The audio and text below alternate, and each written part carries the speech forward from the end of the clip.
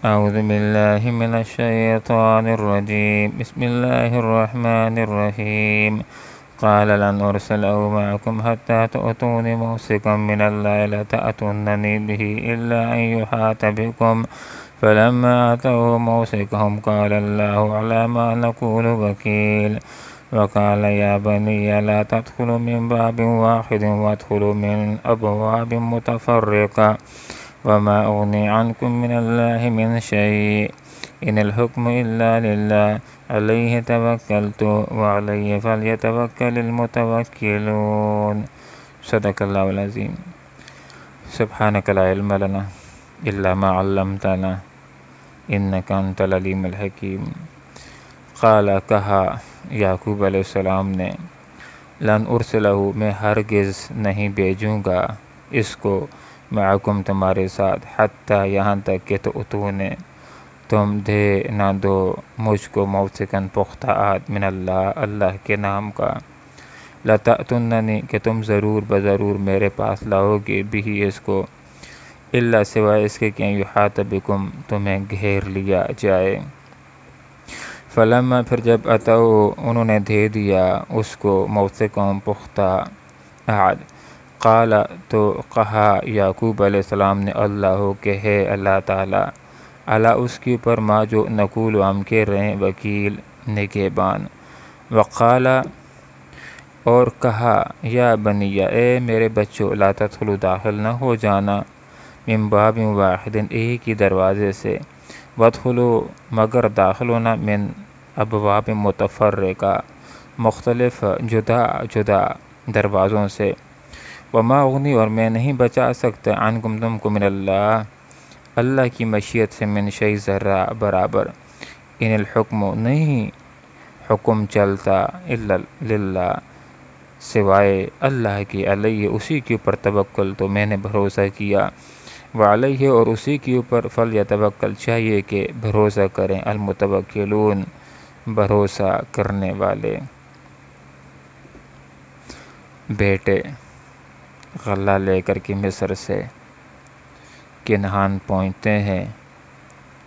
ابا جان کو یہ خبر دیتے ہیں کہ مصر کا بادشاہ بڑا اچھا آدمی ہے، اس نے ہماری پونجی کو بھی واپس کر دیا ہے، لیکن اس نے ایک بات کہی ہے کہ آئندہ تمہیں غلہ اس صورت کے اندر ملے گا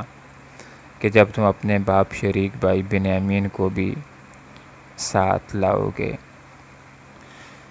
حضرت بنیامین کے ساتھ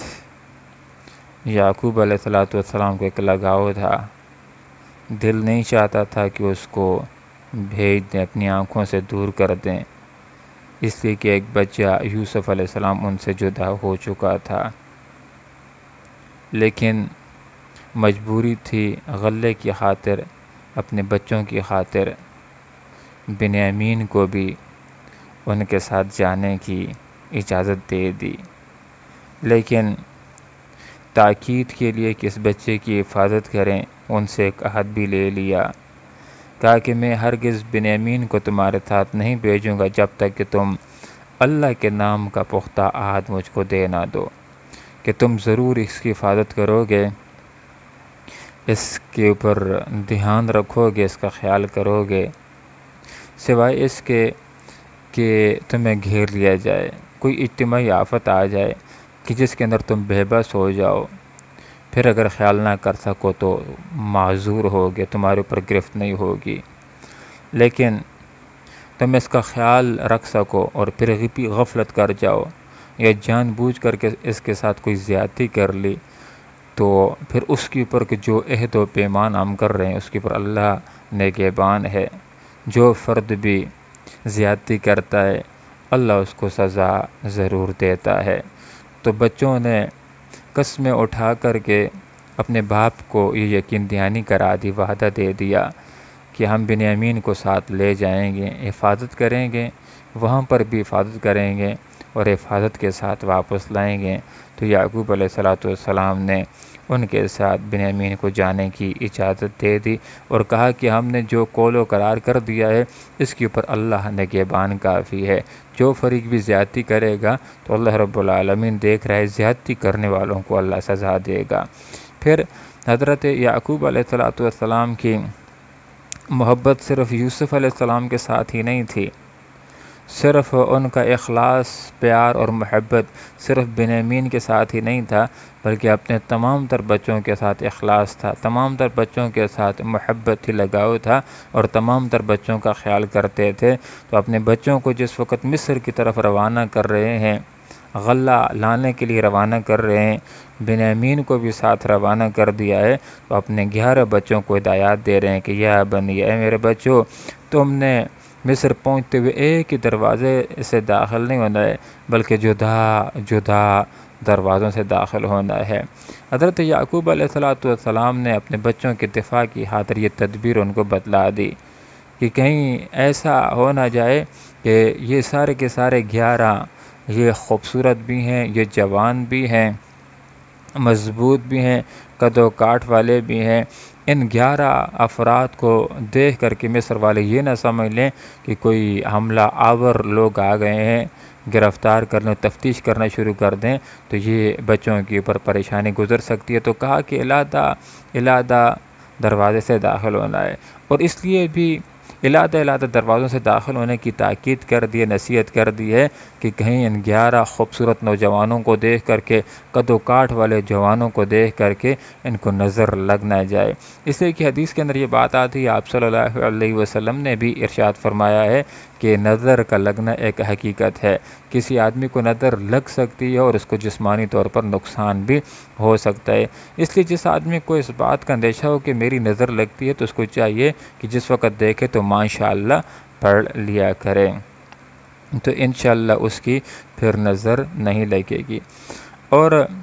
یعقوب علیہ السلام نے اپنے بچوں کے دفاع کی خاطر اس لیے بھی یہ تدبیر بتلا دی کہ کہیں لوگ ان کے خلاف حسد کا شکار نہ ہو جائیں۔ اس لیے حسد کا بھی امکان تھا کہ بعض درباریوں نے اس بات کو نوٹ کر لیا تھا کہ جو 10 افراد مصر کو آئے ہوئے ہیں، بادشاہ نے ان کے ساتھ خاص ان کی خدمت کی ہے اور ان کی پونجی کو بھی واپس کرنے کا حکم دے دیا ہے، تو کہیں ایسا نہ ہو کہ وہ افراد ان کو دیکھ لیں اور حسد کا ان کے خلاف شکار ہو جائیں۔ تو اس لیے کہہ دیا کہ میرے بچوں علیحدہ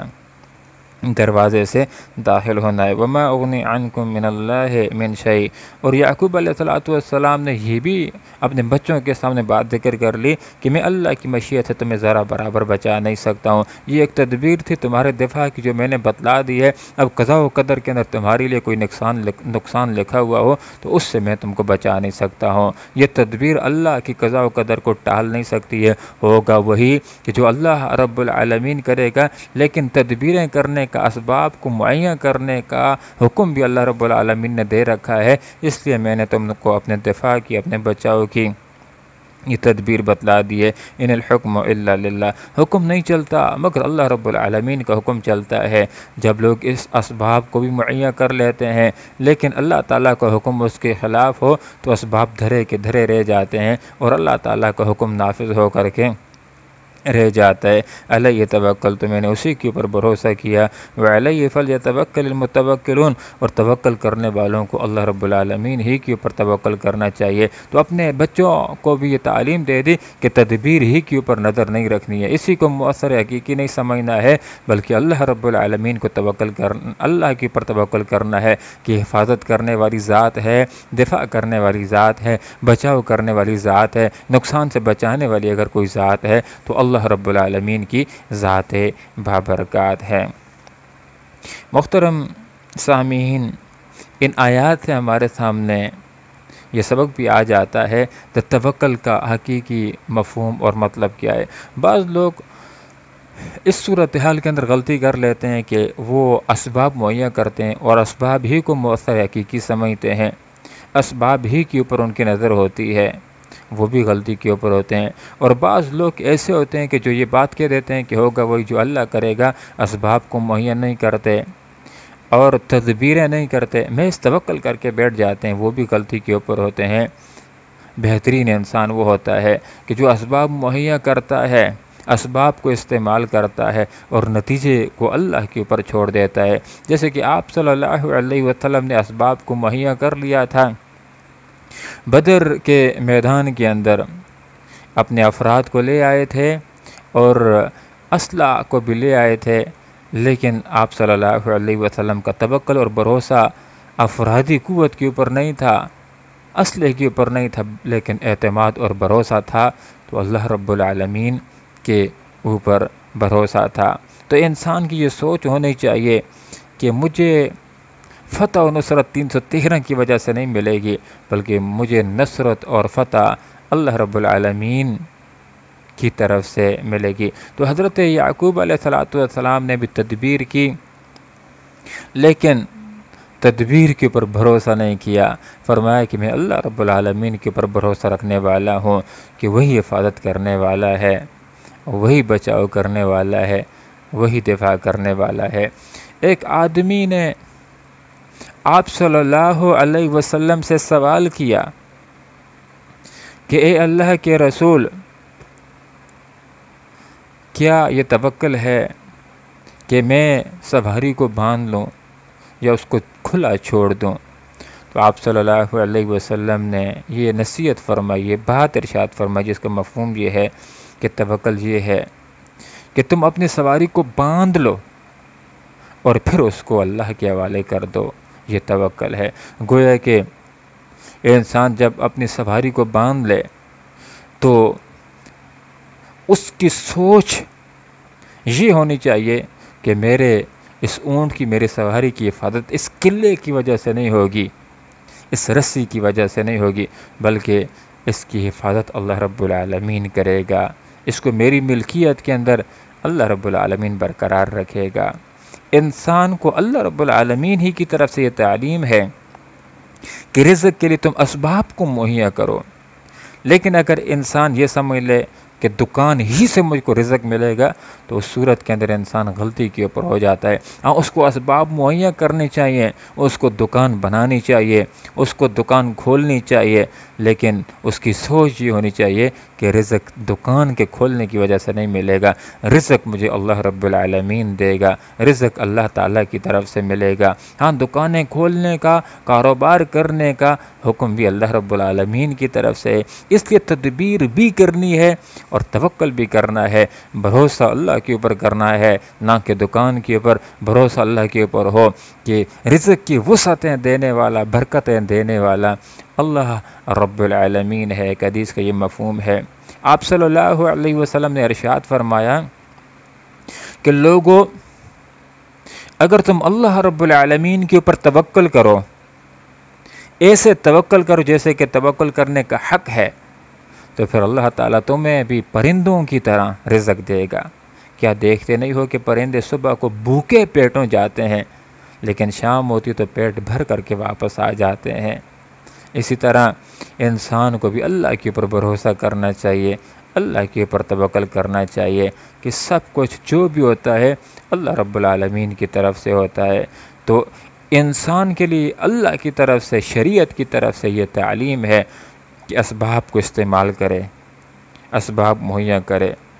لیکن اسباب کے اوپر بھروسہ نہ کرے۔ اس کا بھروسہ کامیاب ہونے کے لیے اللہ کے اوپر ہونا چاہیے کہ بعض اوقات اللہ تعالیٰ بغیر اسباب کے بھی انسان کو کامیاب کر دیتا ہے، انسان کی بگڑیوں کو بنا دیتا ہے۔ اللہ رب العالمین سے دعا کرتے ہیں کہ اللہ تعالیٰ شریعت کو سمجھنے کی، اس کے اوپر عمل کرنے کی توفیق عطا فرمائے۔ آمین۔ وآخر دعوانا ان الحمد للہ رب العالمین۔